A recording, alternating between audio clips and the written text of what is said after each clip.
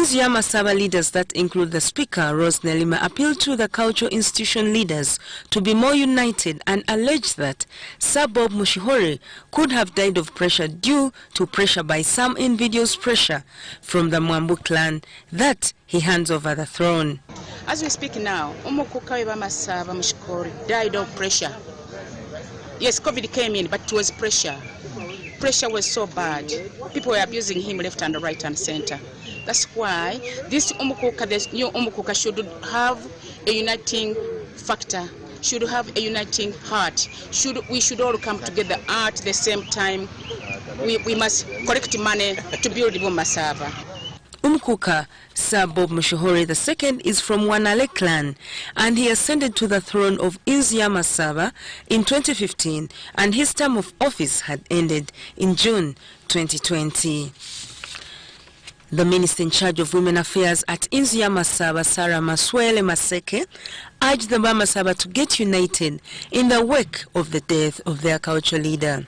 Now, Umukuka Sir Bob Mushihori is teaching us that life is short, and everything here becomes meaningless when we lose the breath. So that's why we are calling on the unit of all of Amasaba, the people who feel they are disgruntled. There is always room to discuss. But what I know, Umukuka has left things in black and white signed, and soon we are going to call the General Assembly, the heads of clans, the elders. Joan Chito, the Minister of Foreign Affairs in the Obwacha Bazinga of Busoga, sympathized with the leadership for Bamasaba and called for intervention. On and send off our lovely friend, a friend to Busoga, a king we shall never forget. He's been a friend to Busoga for so many years. The problems that they're having here in Mbale or Bumasaba is a very, very common problem, with especially the so-called Chisanja. We cannot have this. This seems to be so political. We cannot have Chisanjas, Ebisanja for kings. 5 years is just too little. By the time they think of developing, 5 years have already elapsed. The ministry that's concerned with culture, please come up, because otherwise people are going to kill each other. We cannot have 3 kings fighting, of kings to be, fighting for one position. It has to be systematic. I mean, people have to know who is following. The Secretary General of Uganda Kings and Culture Leaders Forum, George Otim, attended the King's burial ceremony. He was a man who was very joyous and very cooperative, and he was promoting the forum. He used to unite. Whenever you invite him, he would not let you down. He would come. The problem which I see in the kingdom, which is bringing a lot of stress, is that they don't have proper laws. Their constitution have loopholes like the ones of Bamasaba. They should have a strong constitution which cherishes a key and a respected leader, since it's cultural, from any part of Bugiso. And their brothers also in Kenya should be considered, since they are one, like the Eteso. Yiga Muhammad, Helen Barbara Chisamba for ABC News. Well, from all that I put together, uniting the Bamasaba is a key priority as per now. Well, may his soul rest in eternal peace. Now, moving on, the Intergovernmental Authority on Development, IGAD, has called upon member states to integrate women into peace and security issues for better development. Now, this was during a 3-day board technical meeting that brought together women from the 8 IGAD member states to discuss how to implement the African Continental Framework on Women, Peace and Security.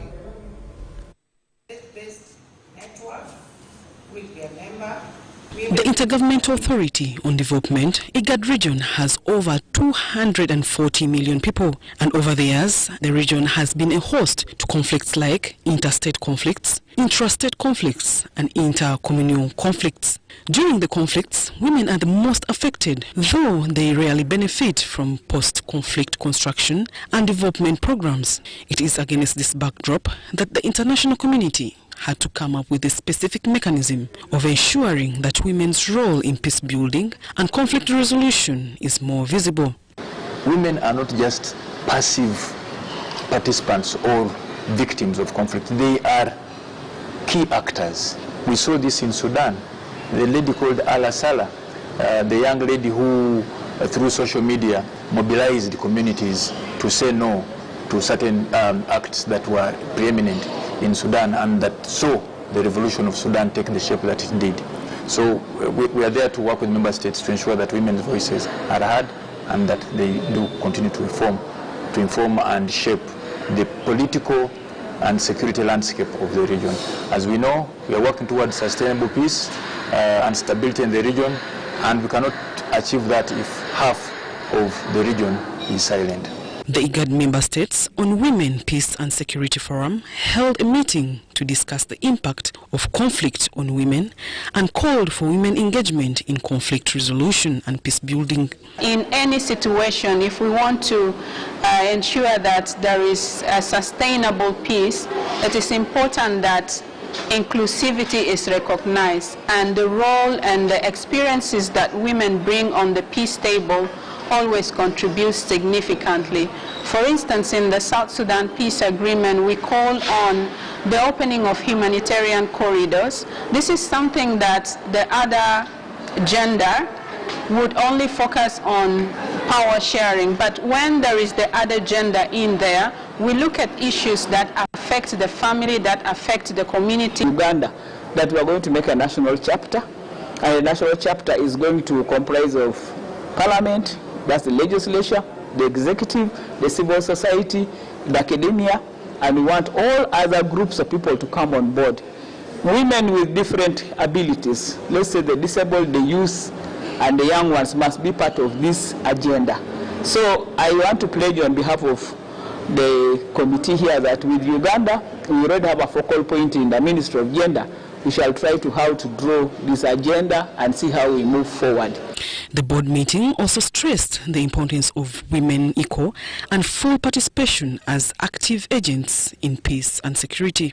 The Ugandan representative called upon regional governments to increase funding of the forum. The challenge of funding, we just had one donor and IGAD, and we want to call upon the national governments to begin taking this as a serious area that should be funded. The usual issues of women, the Ministry of Gender is the least funded in our country, and I think there's need to begin upping up the funding part of it to see that we have citizens who have peace. The women discussed major developments in the operationalization of the forum and also adoption of terms of reference and rules of procedure for the forum. Zahara Bigaba, UBC.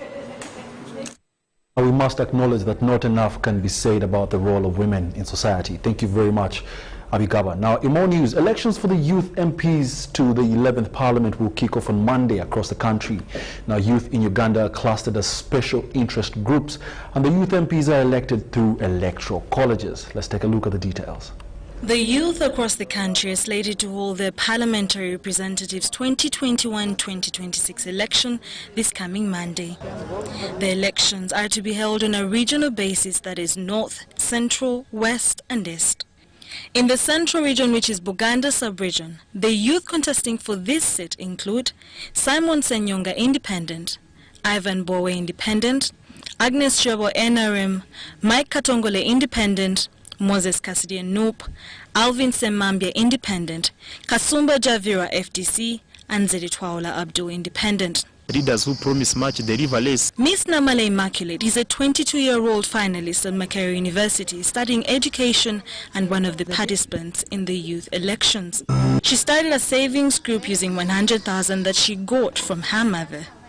The savings group has evolved into a business and is supporting many youths. So we started by doing daddies and chicken. I had someone, she's a district agent, Aunt Patricia. So she used to come to see how the project was running. She was inspired, she gave us a machine. To simplify the work, it is a sealer. Like when you're packaging daddies, you use that one instead of using candles. So even my mom was challenged, was like, even people from outside are supporting you. So she started giving us money. Kanamwanji Ivan is a student who once had a dream of becoming a medical doctor, but this has since fallen through and is looking forward to training in mechanical engineering instead. Ndizosoma okutuuka kwogwo omulimu gw'oyagala nnyingi ate nga ne taata ssente talina bulungi ate kati kino kyo tekyetaagisa ssente nnyingi. Sarah Babirye is an incumbent Central Youth Member of Parliament. She's however surprised that her constituency does not know her or understand her well. I really don't know, but maybe I'm not informed. Yeah, because even if you walk along the whole village, you might find when even no one knows the person. Yeah, maybe about the problem is with the leaders, the youth leaders we elect at the village level. We do work with the youth structures. You get my point. In some areas, when there's an issue and it is, let's say, maybe land grabbing, maybe young people are having an issue, maybe some girls were treated unfairly, I've been visiting them.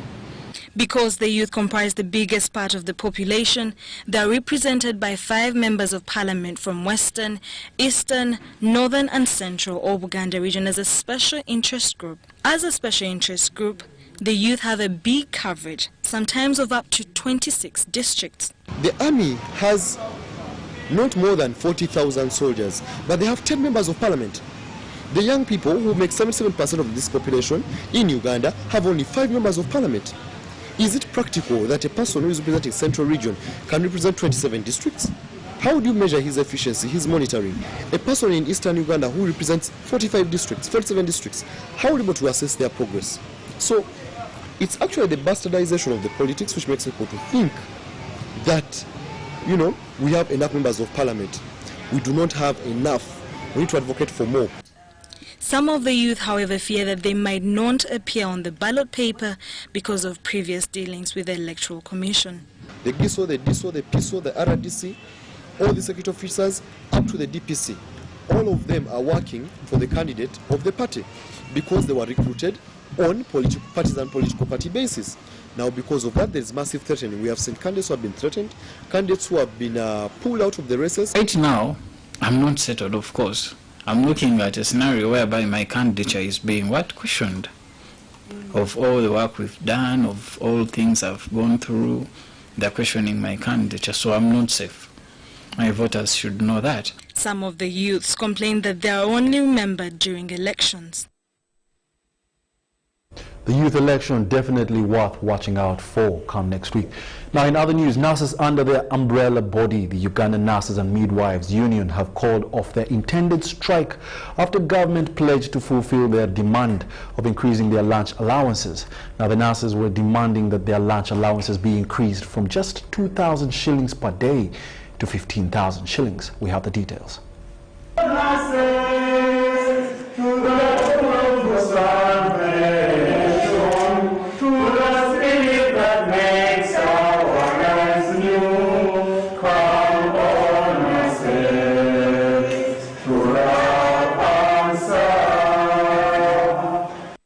In the 2021-2022 financial year, government will have to budget for 70.5 billion shillings to cater for nurses' lunch allowances, which have been increased from 2,000 shillings to 15,000 shillings per day, approximately 360,000 shillings per month. The money will benefit over 18,000 nurses and nursing assistants. The nurses have been demanding for the increase of lunch allowances for some time, until recently when they threatened to go on strike. Through the Ministry of Public Service, government has pledged to honor the nurses' demands starting next financial year. Now, I bring you good news. That's why we have sung our solidarity. We have sung our nurses' anthem. Good news is that the government has finally acknowledge our cry, and through the President's office, through the Prime Minister's office, and through the Minister of Public Service, the government has given us our pledge, their pledge, they have fulfilled their pledge of lunch allowances for nurses and midwives and assistant nursing officers and nursing assistants. All the nursing fraternity, we are happy to tell them that we have received the information that come July financial year, you will get your lunch allowances of 15,000 per day. The union has, however, advised all districts to allow nursing assistants to serve until they reach retirement age because there are districts threatening to lay them off. And I heard one of the districts were trying to face off the nursing assistants. We are saying, we are warning them. If you are facing them off, you prepare the retirement package for the nursing assistants. Otherwise, they are supposed to serve until their retirement time comes. The public service retire them and give them their normal package, not to retire them as per now. The Uganda Nurses and Midwives Union has now urged all nurses to call off the intended strike as they wait for July this year when the increased allowances will be effected. I call off the strike officially, that there will be no strike in this country now as far as Uganda Nurses and Midwives Union is concerned, because we have received the documents and we have received the assurance from the government that the money will be there in the financial year 2021, 2022.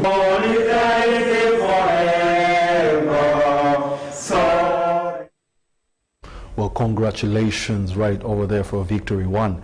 Now, in more news, the judiciary has confirmed to have received Robert Chagulanyi Sentamu's intention to sue letter filed by the NUP lawyers rising from the recent elections conducted on the 14th of January 2021. Now, however, according to the judiciary spokesperson Jameson Kalemani, since this application will be filed late, it is not automatic that the judiciary can amend the laws governing Supreme Court to hear the petition. Now, meanwhile, Judicial Service Commission has appointed 15 acting chief magistrates to handle the case in different magisterial areas in the country. Let's take a look.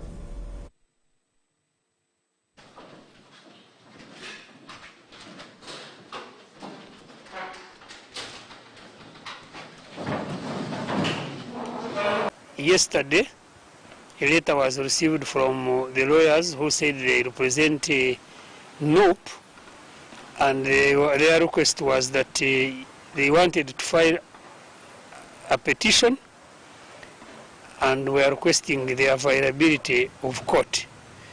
As you may recall, the days for filing a petition under the new Amendment Act of the Presidential Elections Petitions Act, the number of days are now 15 from the date of declaration of the results. So they were advised that they can conveniently file their petition on Monday, and the court will be available to receive the petition. That is, if it comes. So it's now upon them either to file or not to file. We can, for us, our duty is to be ready to receive if there is any petition.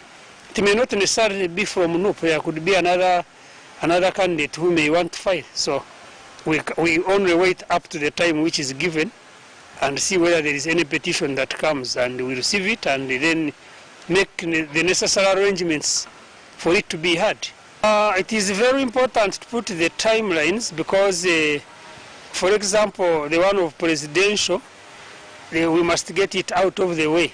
We cannot keep with the president-elect forever, and that must be sorted out, and then it is got out of the way. So the law puts those timelines, even including the parliamentary. People must know who is a winner, even after the elections, and even after the court process, there should be a declaration of a winner. Judiciary held all the preparations that are required for disposal of the petitions, not only the presidential, but including parliamentary and other elections. So as judiciary, we have been prepared and we are ready to handle any petition that may come up during this time.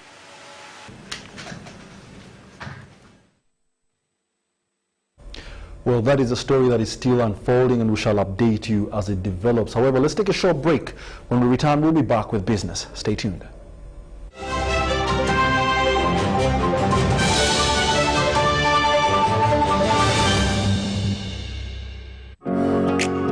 It's no secret that ICT makes learning easy. The strides made in our field could not be possible without it.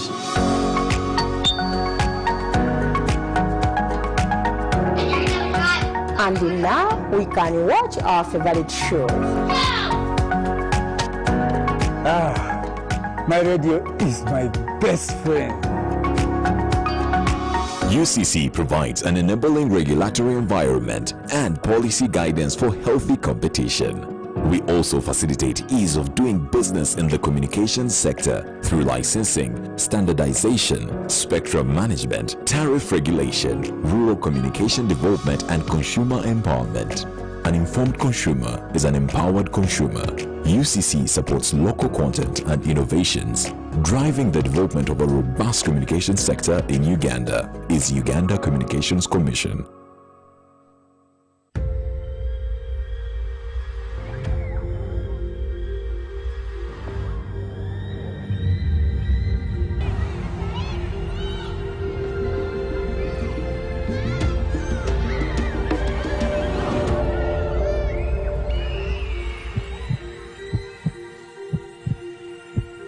It's better to foster respect instead of fear and pain. Cause a good school equals a better life. Raising voices.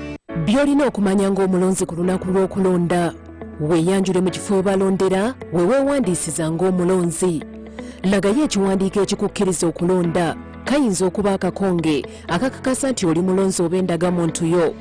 Ku bino bw'oba tolinaako n'ekimu era osobola okuyambibwa avunaanyizibwa ku by'okulonda okukebera n'okukakasa ebikukwatako ku lukalala lw'abalonzi. Avunaanyizibwa ku by'okulonda ajja kukakasa ebikukwatako ng'akozesa ekyuma ekikebera ekinkumu. Oluvannyuma lw'okwekenneenya buli kimu bajja kukuwa akakonge kw'olondera. Yolekera awali ebbaafu olonde omuntu gw'oyagala ng'ossaakayini mu kabokisi oba ng'okozesa ekinkumu. Akakonge kw'olondedde kazinge busimbalaala nga bw'onoolagibwa avunaanyizibwa ku by'okulonda. Yolekera awali akabokisi omuteekebwa obululu n'obwegendereza osseemu akaluluko. Omuyambi w'avunaanyizibwa ku kulonda ajja kussalaama ku ntikko y'olugalo lwo okukakasa nti omaze okulonda. Yolesa eddembe lyo okulonda abakulembeze bw'oyagala. Kakasa nti ekifo we balondera kiggulawo ku ssaawa emu ey'okumakya ate okulonda kuggalawo ku ssaawa 11 ez'olweggulo. Tuuka mu kifo w'olondera mu budde. Kyalira omutimbagano gw'akakiiko k'ebyokulonda ogwa www.ec.or.ug okumanya ebisingawo. Obubaka buno bukutuusibwako akakiiko k'ebyokulonda.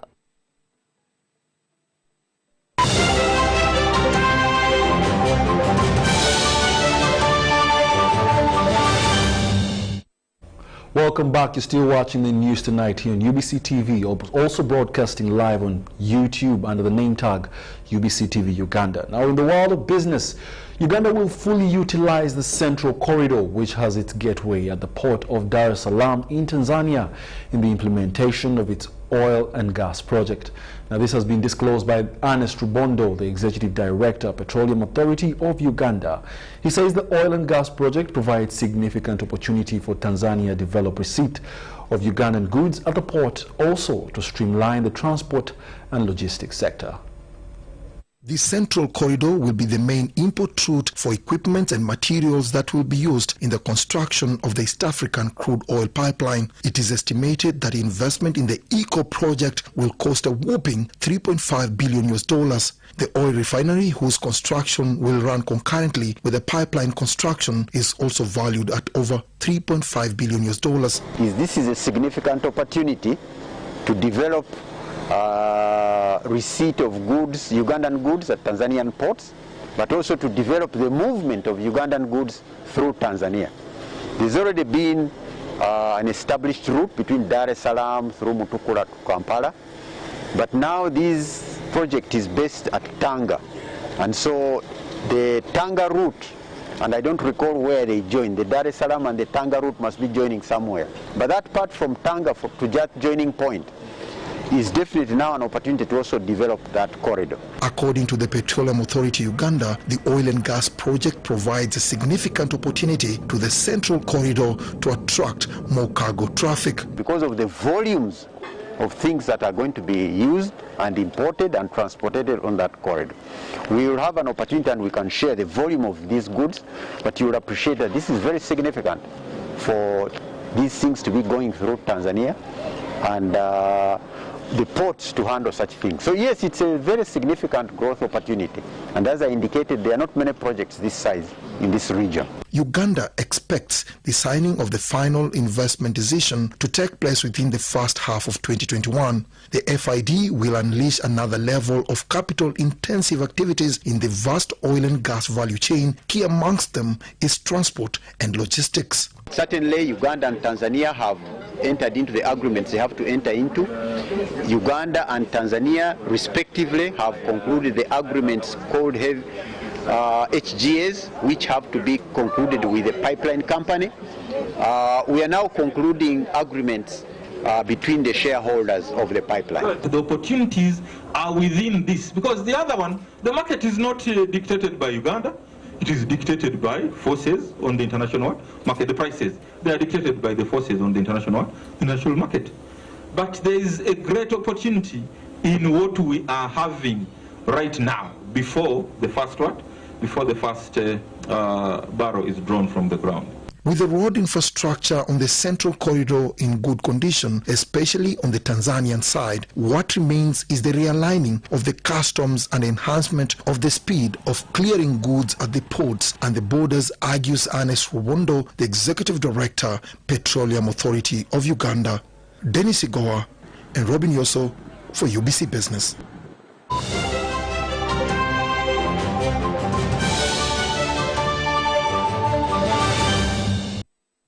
And that brings us to the end of our 8 o'clock bulletin today. Still join us later on at 10 p.m. for a lengthier bulletin. My name is Wadulo Arnold Mugalu Mohammed. On sign language, it is see you at 10.